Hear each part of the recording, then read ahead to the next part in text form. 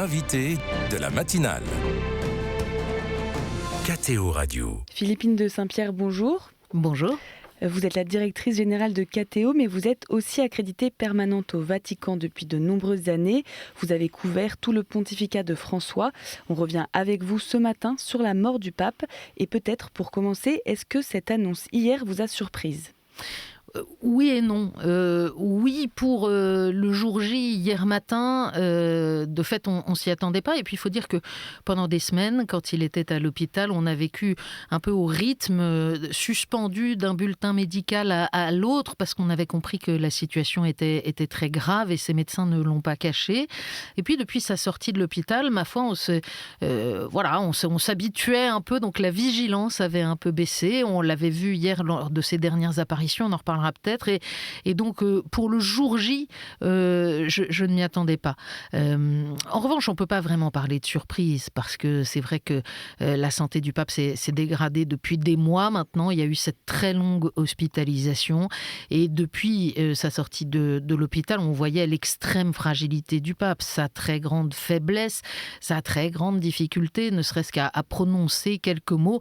Et donc, on sentait bien que le pape, ce que nous savions intellectuellement, n'était pas éternel et que peut-être il était arrivé là au bout du chemin. Et que peut-on dire donc de ces derniers jours ou des dernières semaines du pape ? Il était malade, vous l'avez dit, et la question de sa renonciation possible commençait à flotter dans l'air.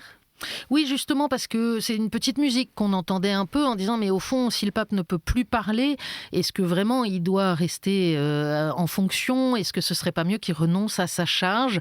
C'est évidemment une décision qui ne pouvait appartenir qu'au pape seul, qui s'était exprimé là-dessus à plusieurs reprises en disant à la fois qu'il trouvait ça bien qu'un pape puisse renoncer à sa charge, que pour lui-même, s'il apprenait qu'il était atteint d'une maladie qui touche les fonctions cognitives, sa capacité à réfléchir, à penser, il renoncerait à sa charge et qu'il avait tout préparé pour cela, mais en même temps en disant que pour lui-même il n'y pensait pas. Et de ce qu'on connaît du caractère de François, on avait compris que c'était pas vraiment son axe, c'était pas vraiment là qu'allait sa réflexion.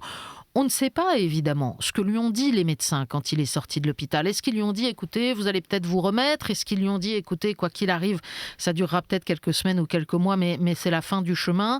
Et auquel cas, il a pu discerner aussi en fonction. En tout cas, on a vu la volonté du pape de continuer à servir jusqu'au bout. Vous disiez, qu'est-ce qu'on peut dire de ces derniers jours, de ces dernières semaines ? C'est très impressionnant. Ce pape à qui les médecins disent, rentrez chez vous, mais en tout cas pendant 2 mois, convalescence, repos absolu, tout en disant mais le pape est le pape, il fera bien ce qu'il décidera de faire. Alors il s'est reposé, c'est vrai, mais il a évidemment recommencé à recevoir les uns ou les autres. Moi, il y a des gestes qui me marquent énormément. J'en citerai 3 si vous voulez bien, Sixtine. D'abord, le 6 avril, c'est le jubilé des malades à Rome dans cette année jubilaire. Et que va faire le pape ? Il va pas d'abord aller saluer les pèlerins du jubilé. Il y en a plein qui sont allés ces dernières semaines à Rome, des pèlerins du jubilé qui n'ont pas vu le pape. Non, le pape, il va faire le jubilé des malades. Il est allé se confesser, il est allé prier dans la basilique, il est allé passer la porte sainte et ensuite il a salué ceux qui étaient là. Donc ça, c'est très très marquant. Un malade parmi les autres malades. Il y a un deuxième geste, c'est le jeudi saint. François avait l'habitude d'aller célébrer la messe de la Seine en prison et d'effectuer ce geste du lavement des pieds auprès des prisonniers. Là, il ne pouvait pas célébrer, mais il est quand même allé en prison, à la prison du Regina Coeli à Rome. Et on a vu cette image incroyable du pape qui envoie des baisers avec la main à travers les barreaux aux prisonniers qui sont de l'autre côté. Et puis enfin, ce dimanche de Pâques, avant sa mort du lundi, ce dimanche de Pâques incroyable, le pape reçoit le vice-président américain, comme il recevait tous les chefs d'État qui le lui demandaient. Il apparaît à la loggia des bénédictions pour cette bénédiction de Pâques que lui seul peut donner, la bénédiction Urbi et Orbi. Et il descend et encore il demande à faire un bref tour en papamobile. Ça faisait des semaines qu'on ne l'avait pas vu en papamobile pour être à la hauteur des gens, au milieu des gens, au milieu du peuple. Et ça, c'est vraiment François serviteur jusqu'au bout. Alors qu'est-ce qui ressort des hommages qui affluent depuis l'annonce officielle de sa mort ? C'est assez classique. C'est-à-dire que d'abord, quand quelqu'un meurt, généralement, on en dit du bien. C'est quand même un peu naturel. Et c'est ce qui se passe dans les hommages internationaux. Je pense aux hommages politiques, notamment, de gens dont on sait qu'ils ont eu des relations extrêmement complexes avec le pape François et qui soulignent néanmoins le grand serviteur que c'était, le grand homme que c'était, le grand homme de paix et de dialogue en particulier. Alors, on peut penser à un certain nombre de chefs d'État actuellement. Chacun y est allé de son hommage. Mais moi, ce qui me frappe, c'est plutôt l'hommage du peuple dans tous les pays. Le pape François a pu être clivant par certaines de ses décisions, par son caractère aussi. Et pour autant, on voit un peuple chrétien pour qui c'est exercer cette paternité. On n'est pas toujours d'accord avec son père, surtout quand on grandit.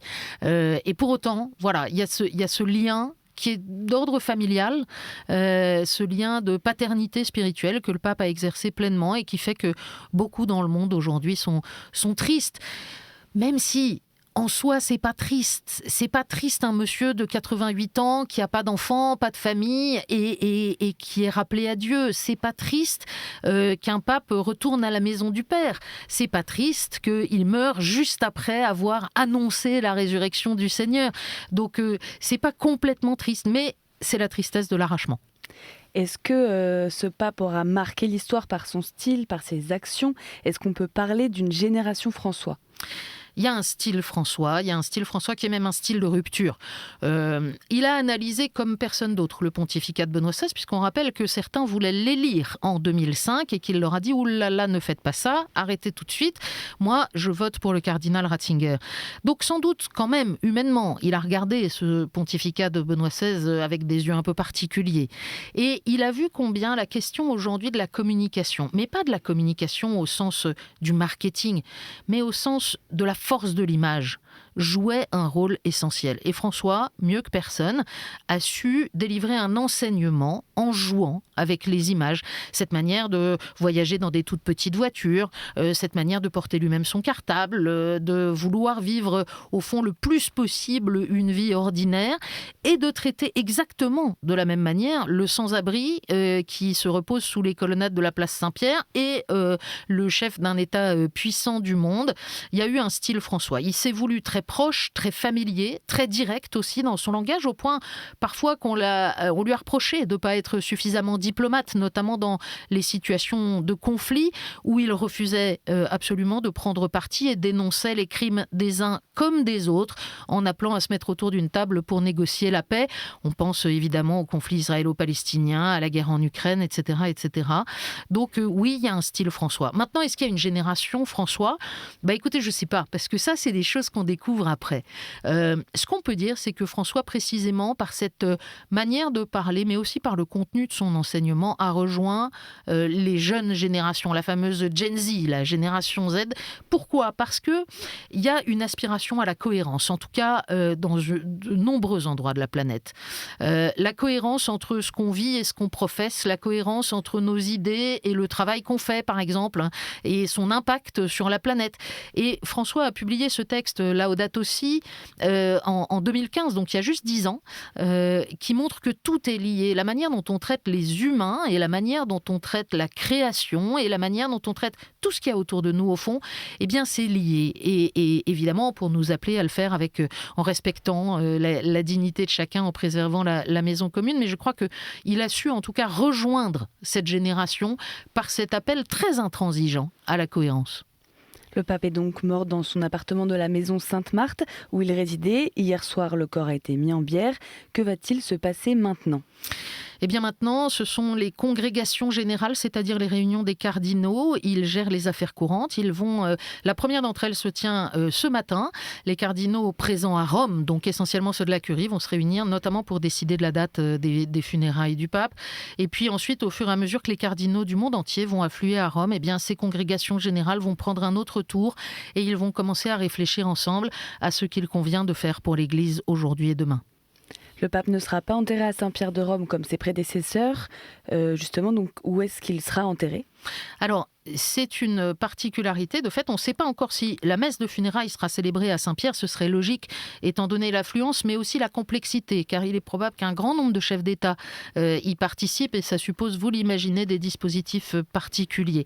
Et puis, c'est bien dans la basilique Saint-Pierre, où il a exercé sa charge de successeur de Pierre, que la dépouille du pape va être, à partir de mercredi, exposée à la vénération des fidèles avant son enterrement. Mais il a demandé à ne pas être enterré dans la crypte de Saint-Pierre, mais plutôt à Sainte-Marie-Majeure. Il aimait beaucoup la Sainte Vierge, on le sait. Il allait rendre visite à l'icône de la Vierge de cette basilique, l'icône de la Vierge des Romains, la Salus Populi Romani. À chaque fois qu'il partait en voyage, qu'il en revenait ou qu'il avait une décision importante à prendre, c'est là qu'il reposera désormais. On entend beaucoup dire que François, ayant nommé plus de 80% des cardinaux électeurs, son successeur sera forcément dans sa ligne. Alors, on entend beaucoup dire plein de choses parce qu'il y a toujours ce jeu, et il est naturel de vouloir connaître qui sont les papabili, quels sont les critères qui vont peser, etc. Il me semble qu'il y a deux choses à bien garder en tête. D'abord, le temps. Nous sommes incarnés dans un temps. Le temps du deuil et le temps ensuite de la préparation de l'avenir ne sont pas tout à fait les mêmes. Il faut respecter chacun. Donc les cardinaux, pour l'instant, ils ne sont pas encore dans cette perspective tout à fait, même si évidemment ils y pensent, et c'est bien normal, c'est leur responsabilité. Maintenant, de là à penser que parce que le pape François a nommé tel ou tel cardinal, celui-ci aurait exactement la même vision pastorale que lui, c'est une erreur totale. C'est pas comme ça que ça se vit. D'ailleurs, le pape a nommé beaucoup de cardinaux de tout petits pays ou de très jeunes églises, et ce sont des églises plutôt très classiques par rapport au pape François, qui, étant argentin, certes, mais d'origine italienne, avait cette ancienneté dans la culture catholique qui permet de s'affranchir d'un certain nombre de choses. Donc non, on ne peut pas dire ça, pas plus qu'on peut savoir qui sont ceux qui sont susceptibles d'être élus. Il faut laisser le temps agir, les cardinaux se rencontrer, réfléchir ensemble. Et puis, on peut croire aussi, comme chrétien, que l'Esprit Saint leur donnera un coup de main. Philippine de Saint-Pierre, merci. Toutes ces étapes à venir seront naturellement à suivre en direct sur nos antennes. Merci Sixtine. Et puis ce qu'on peut dire à ceux qui nous écoutent, qui ne sont pas cardinaux électeurs, c'est qu'on participe aussi comme peuple de Dieu. D'abord dans ces jours du deuil, en priant pour le repos de l'âme du pape défunt. Et puis ensuite, lorsque les cardinaux vont se mettre au travail pour préparer la suite, on peut prier pour eux et pour que le Saint-Esprit les éclaire pour donner à l'Église le pape dont elle a besoin.